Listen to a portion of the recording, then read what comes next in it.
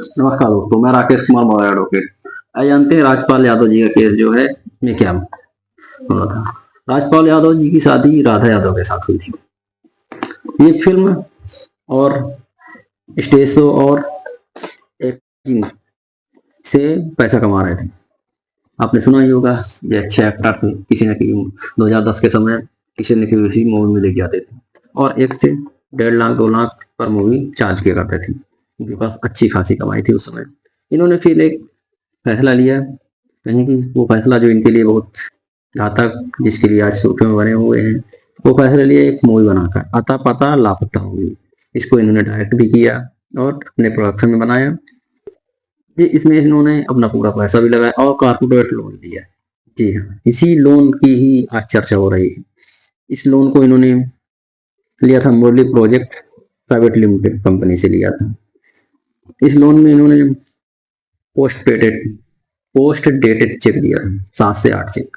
फिर अलग अलग जो मुरली प्रोजेक्ट लिमिटेड कंपनी है, इसने सभी के अलग अलग मुकदमे किए सभी चेक के लिए। राजपाल यादव जी ने बताया कि कंपनी ने चेक देते हुए ये कहा था कि मैं इस पर जो पैसा दे रहा हूँ इसको इस मूवी में इन्वेस्ट कर रहे हैं, जो भी लाभ होगा उसमें मुझे हिस्सा दिया जाएगा।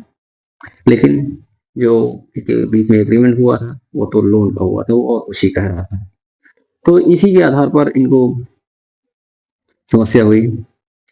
इस बीच जो भी एग्रीमेंट हुआ था उसके लिए जो भी एग्रीमेंट था सब में लोन ही का जिक्र था, जो भी एग्रीमेंट हुए थे। तो कोर्ट ने उसी को ध्यान में रखते हुए इनको कहा कि आपकी ये बात नहीं मान गया, जो कागज कहता है हम उसी को मानेंगे। राजपाल यादव जी ने कोर्ट में स्वीकार भी किया कि हाँ, ये चेक मैंने ही दिया था। और राधा यादव ने भी कुछ चेक दिए थे, उनमें उनके साइन थे। उन्होंने ये कहा कि मेरे पति ने कहा, इस वजह से मैंने चेक में साइन कर दिया, मेरा इसमें कोई लेन देन नहीं है। मैं जो मेरे पति कह रहे थे, ज्यादातर होता भी ऐसा ही है कि जैसे पत्नी नहीं जानती है, पति के कहने पर वो सब कर देती है, साइन कर देती है, जैसे उसके नाम पर केवल कोई कंपनी या फर्म चल रही है, लेकिन पति सब कुछ देखता है। तो ऐसे इसमें राधा यादव जी ने किया। लेकिन इसमें ये मामला पता, कोर्ट ने सीधा स्ट्रिक्टली ये कहा, 139 से यह कहता है कि जो भी चेक दिया गया है वो किसी न किसी लोन के पेमेंट के लिए दिया गया है। इस बात को राजपाल यादव झुटला नहीं पाए।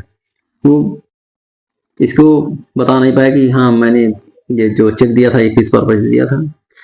वो कंपनी मुरली प्रोजेक्ट प्राइवेट लिमिटेड जो कंपनी है, उसने अपने पक्ष अच्छे से रखा।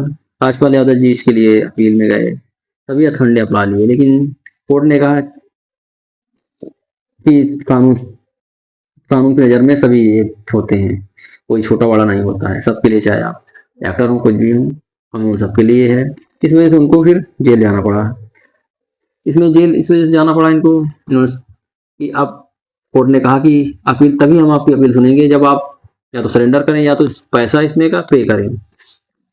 तो इसमें आप नेक्स्ट डेट 16 फरवरी लगी हुई है, देखते हैं क्या होता है। नेक्स्ट 16 फरवरी में या तो या पैसे अपना ले लेंगे या तो फिर सजा कंटिन्यू रहेगी। इन्होंने कहा था मैं पैसे दे दूंगा, बहुत सारा प्रयास किया, लेकिन शायद इनके जो और बंगले हैं शायद वो भी किसी लोन पर हो या और भी कुछ हो, इस वजह से ये पैसा चुका नहीं पाए।